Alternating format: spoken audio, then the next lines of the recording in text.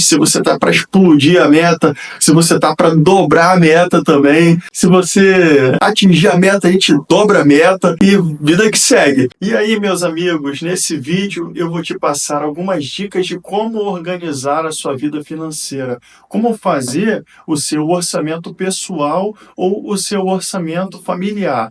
Para isso, acompanhe esse vídeo que eu vou te passar 5 dicas muito importantes que eu uso no meu dia a dia e fizeram muita diferença para minha família. A primeira dica é saber quanto que você ganha. Essa daí é para ser a parte mais fácil, pessoal. Pelo amor de Deus. A gente tem que saber quanto que a gente ganha. Tem aqui a figura do Joãozinho.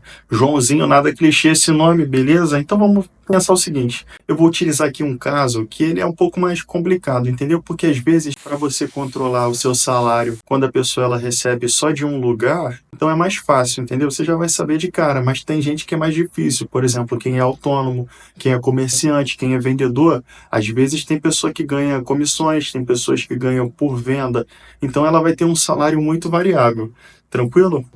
Aqui estaria um gráfico dos ganhos do Joãozinho por mês, entendeu? Ah, Daniel, é muito difícil controlar isso daí. Cara, então, ó, você pode usar seu caderninho para anotar, entendeu? Quanto dinheiro você ganha por mês. Ou também, tem uma outra dica que facilita a sua vida, é você padronizar e você ter uma conta que você receba todo o dinheiro que você vender das suas vendas na mesma conta. Aí vai facilitar a sua contabilidade, vai chegar só ali no final da semana ou no final do mês, você vai saber quantas entradas tiveram e quanto que vai ser o seu saldo na conta. Então aqui o Joãozinho, ele teve um total aqui de R$ 5.000 no final do mês. Valor legal, ele fez ali, depois de 30 dias anotando tudo, ele descobriu, por incrível que pareça, ele descobriu que ele ganhava R$ 5.000 esse mês, né? Aqui nós vamos ver agora a segunda situação. O Joãozinho junto com a Mariazinha, no casamento legal e tal. Olha como que está o orçamento familiar deles. Aqui a gente tem a primeira coluna, que é o salário do Joãozinho, com R$ 5.000. A segunda coluna, com o salário da Mariazinha, com R$ 3.000.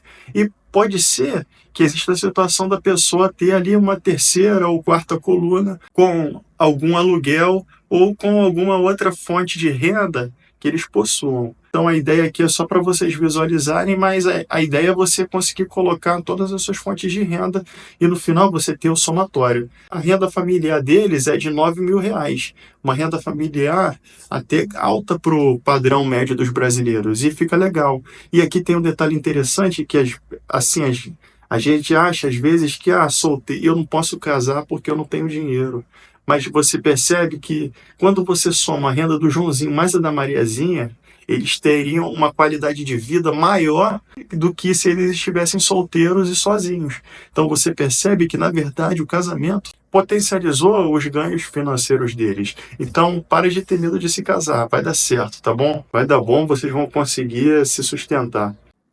A nossa segunda dica é saber quanto que você gasta. Rapaz, agora que o negócio começa a ficar engraçado e fica um pouco mais difícil de controlar. Principalmente quando você tem uma família e, assim, não é só você que tem os gastos. Outras pessoas na sua casa também gastam.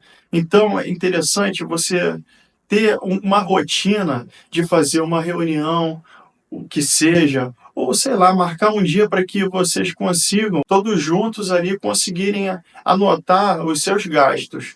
Entendeu? Uma dica que eu utilizo bastante é um caderninho. Coisa assim que é simples, é barata, e eu vou anotando os gastos, tá certo? Gasto do cartão de crédito, aí vai anotando ali um por um.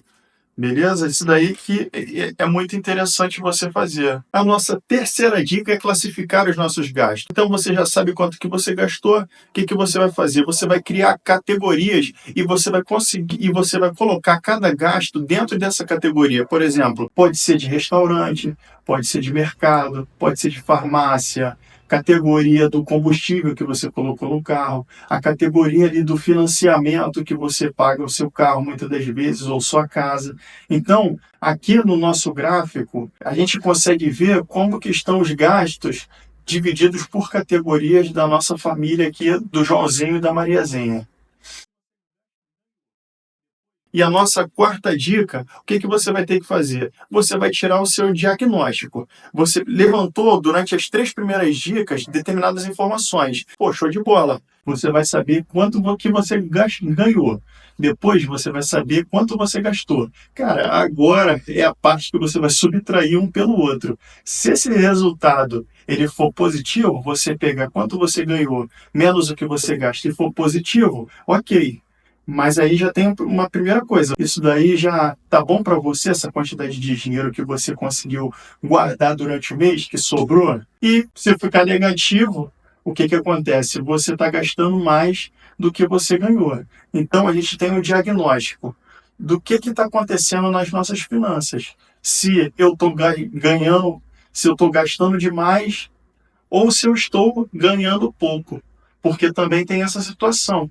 Por exemplo, se os seus gastos fixos eles forem muito grandes, muito altos, o que isso significa? Isso quer dizer que o seu salário ele não está comportando o mínimo ali do seu estilo de vida, porque você está pegando praticamente todas as coisas que você utiliza para sobreviver, para viver, para você pagar seu aluguel da sua casa, que são coisas que você não pode abrir mão. Ir no mercado, comprar as coisas para você comer. Se o seu salário não está comportando isso, você tem algumas opções. Você tem que procurar alguma maneira de aumentar o seu ganho ou procurar tomar medidas drásticas para tentar reduzir ainda mais ali o seu estilo de vida, que eu acredito que não é o caso. Eu acredito que vale a pena você se esforçar mais em maximizar os seus ganhos nessa condição específica. Se o seu gasto, quando você separou ele por categorias, ele está mostrando que você está gastando muito mais com coisas que, assim, não são gastos fixos, são gastos livres. Isso daí está demonstrando que você está com o diagnóstico que o seu problema não é que você ganha mal. Na verdade, o seu problema é que você está gastando mais do que deve. Você está tendo gastos ali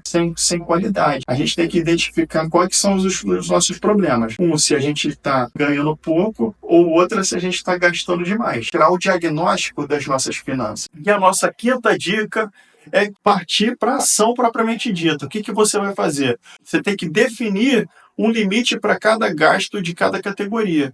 Quando você faz isso, você consegue manter o controle e você consegue acompanhar durante as semanas, até chegar ao final do mês, como que está a sua progressão, como que está funcionando o seu gasto. E estabelecer limites para cada categoria de gastos, dando preferência para a categoria dos gastos livres, que são gastos que não vão influenciar diretamente na sua segurança e na sua saúde. A primeira coisa que você tem que estabelecer limites são nos gastos livres, que no exemplo do Joãozinho e da Mariazinha, a gente pode ver que eles tiveram um gasto muito grande com as saídas nos restaurantes. Ah, Daniel, é para você parar de ir no restaurante? Não, mas é interessante você colocar um limite. Poxa, a partir de tanto, isso daí já está sobrecarregando o meu orçamento familiar. Você tem que ter metas por categoria para você não explodir, né? Você não pegar e explodir suas finanças. Ah, Daniel, esse conteúdo assim, é muito óbvio e tal, é muito simples. Cara, é simples. São essas 5 dicas, elas são muito importantes. Se for parar para pensar, a gente sabe o que tem que ser feito. Só que a gente não consegue transformar esse pensamento em coisas objetivas para a gente fazer.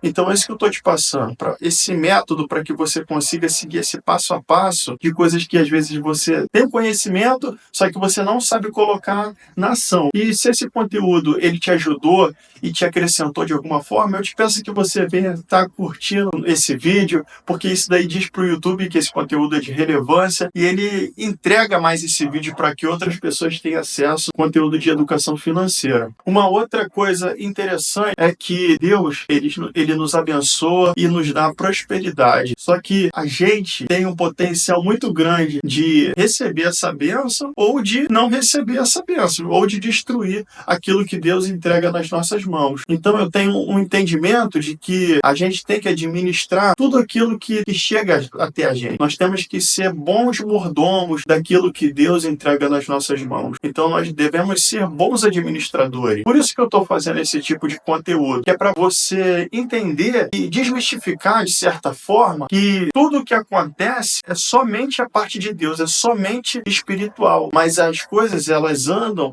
lado a lado.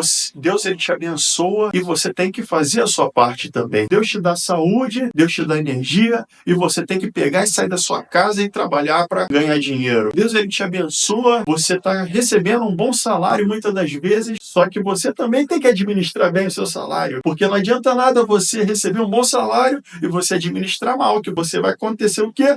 Você vai ficar endividado da mesma forma. Então não vai fazer, não faz sentido. A gente tem que conciliar as duas coisas. Somos abençoados, mas também nós devemos fazer a nossa parte e administrar bem aquilo que Deus coloca nas nossas mãos, tá bom? Muito obrigado por assistir esse vídeo, muito obrigado pela sua atenção. Nos próximos vídeos eu vou trazer mais e mais conteúdos de educação financeira, investimento, mentalidade, como você montar sua reserva de emergência, como você começar a investir em determinados ativos e muito obrigado.